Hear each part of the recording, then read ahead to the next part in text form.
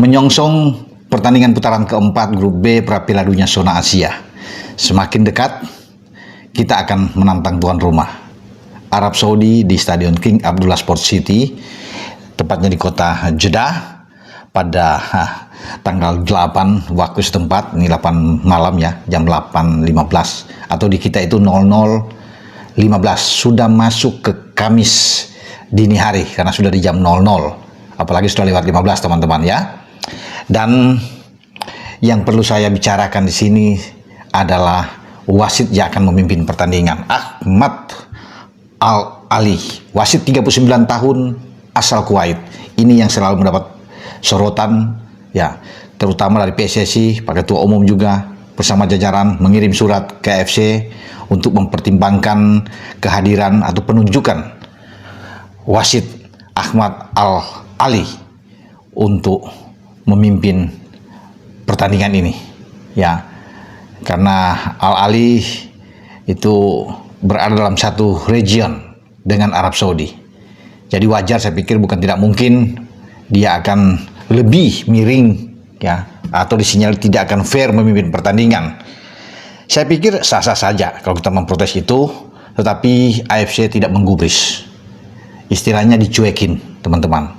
Dan ini juga sudah dikonfirmasi Pak Manajer, Pak Sumardi juga sebelumnya mengatakan ya benar bahwa seakan-akan surat yang dikirim PSSI untuk menanyakan, untuk bagaimana mengusulkan ada pergantian wasit dari Ahmad Al-Ali ini ke wasit yang lain itu tidak dapat respon apa-apa dari AFC. Tetap teguh dengan kehadiran Ahmad Al-Ali ini ya. Dan usulan dari PSSI ya, setidaknya wasit dari Jepang, Australia, ya, Korea, Uzbekistan, atau bahkan mungkin saja dari Eropa yang akan memimpin. Tapi sudahlah, sekarang dia sudah berada, tetapi tetap kita harus berpikir dengan positif juga, ya.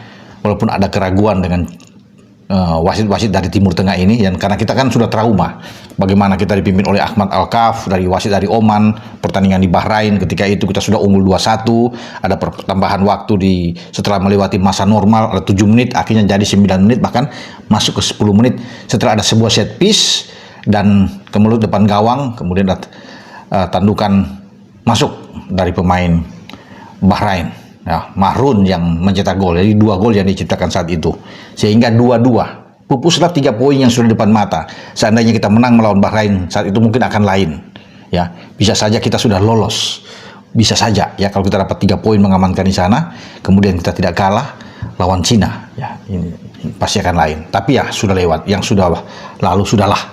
Sekarang kita tetap di depan mata Arab Saudi.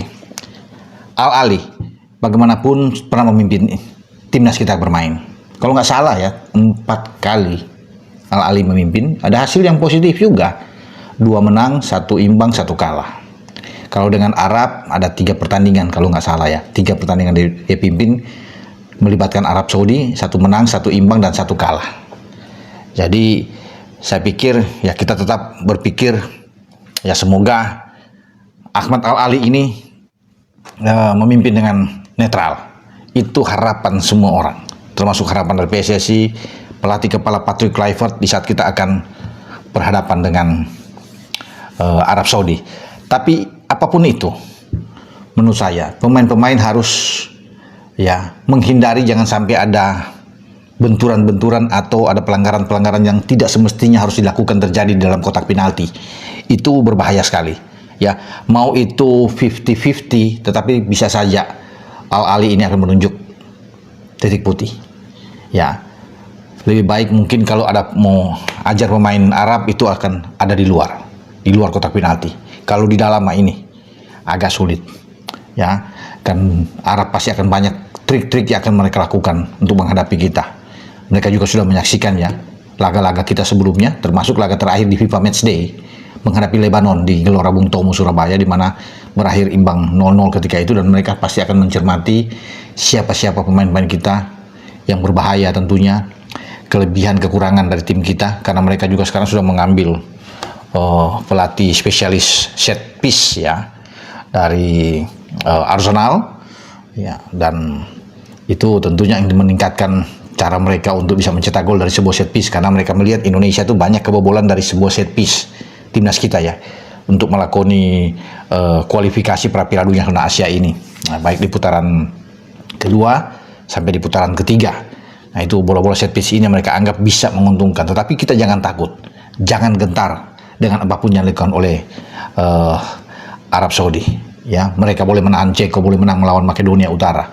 Tapi kita 2 kali tidak kalah dengan 2 pelatih berbeda di kubu Arab. Dari Mancini ke Herve Renard.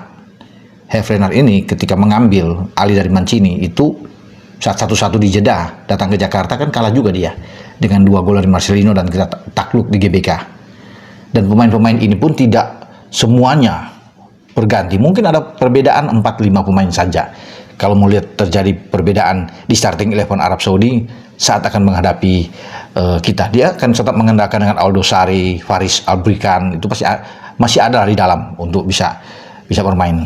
Ya, Tambakti akan bermain di belakang. Ya, kemudian ada Muzab Al-Juair ya yang mencetak gol. Masih ingat teman-teman ya, ketika kita bikin gol pertama lawan Arab dengan tembakan Ragnar yang dibelokkan oleh Sandi, itu udah gol balasan di penghujung babak pertama kan.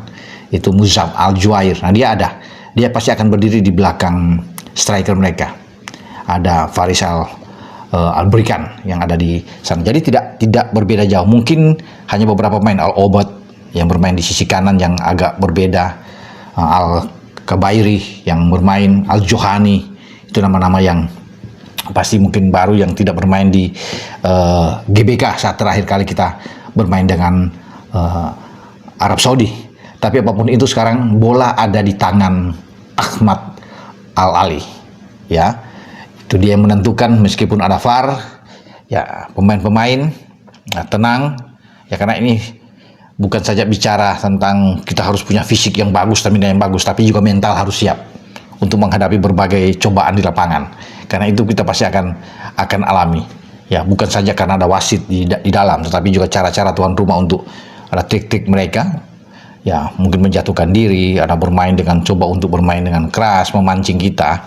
Tetapi saya rasa ya tim kepelatihan kita yang dipimpin oleh Patrick Kluivert sudah tahu, memahami apa yang harus dilakukan. Ya, kita respect terhadap Arab, demikian juga Arab pasti akan respect terhadap kita. Semoga pertandingan ini akan berjalan dengan sangat baik, intensitas serangan yang sangat tinggi, jual beli serangan di antara kedua tim, dan itu kita harap ya semasi wasit Ahmad Al-Ali ini memimpin dengan baik tanpa ada hal-hal yang merugikan baik buat Indonesia ataupun buat Arab Saudi. Saya rasa ini yang ditunggu oleh banyak orang, sehingga pertandingan fair, siapapun pemenang tentunya akan enak untuk kita nikmati. Tapi bagi kita semua penggemar sepak bola Indonesia berharap ada hasil positif. Ya, imbang tentunya realistis menghadapi tuan rumah, tetapi menang adalah bonus yang besar. Itu yang kita tunggu dalam pertandingan ini. Karena pertandingan pertama yang selalu sulit, kalau kita bisa melewati itu dengan hasil yang sangat baik atau kita bisa mendapatkan kemenangan, pasti lebih enak pemain-pemain melangkah ke pertandingan selanjutnya menghadapi Irak pada tanggal 11 Oktober nanti. Ya, jadi kita tetap berdoa untuk perjuangan semua pemain. Ya, kita sekarang harus bersatu. Ya, semua pemain tidak boleh kita beda-bedakan. Kita adalah satu Indonesia untuk bela negara merah putih, Garuda di dada. Dan itu yang paling penting. Sebagai warga negara Indonesia yang baik, kita harus mendukung penuh perjuangan dari anak-anak bangsa di kancah internasional. Ya, sepak bola ada menang ada kalah, tetapi kita tetap mengharapkan bahwa ada hasil yang luar biasa yang kita dapatkan dari King Abdullah Sport City Stadium di kota Jeddah. Dengan saya Bung Ropan berbicara untuk wasit Ahmad Al-Ali ini.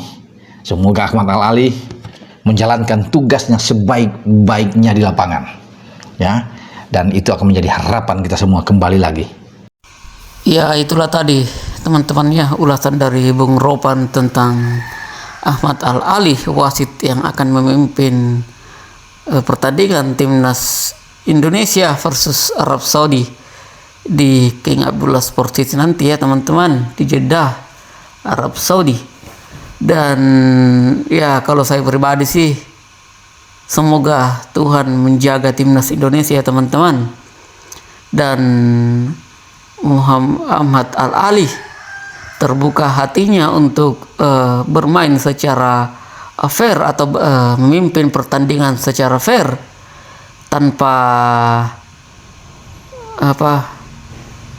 mengambil satu dalam tanda kutip keuntungannya untuk membela timnas Arab Saudi nanti. Ya, tapi kita tidak tahu berapa amplop yang bicara di bawah meja ya teman-teman, karena itulah yang kita takutkan sebenarnya. Pak Sumardi juga mengatakan kalau persiapan timnas sudah sangat baik, tetapi beliau cuma takut dengan dalam tanda kutip waspada ya terhadap sisi non teknis yang akan terjadi nanti. Ya, dan semoga nanti timnas kita baik-baik saja teman-teman, bisa mendapatkan hasil yang baik saat melawan Arab Saudi nanti. Ya, oke, sekian dari saya. Terima kasih. Salam sepak bola.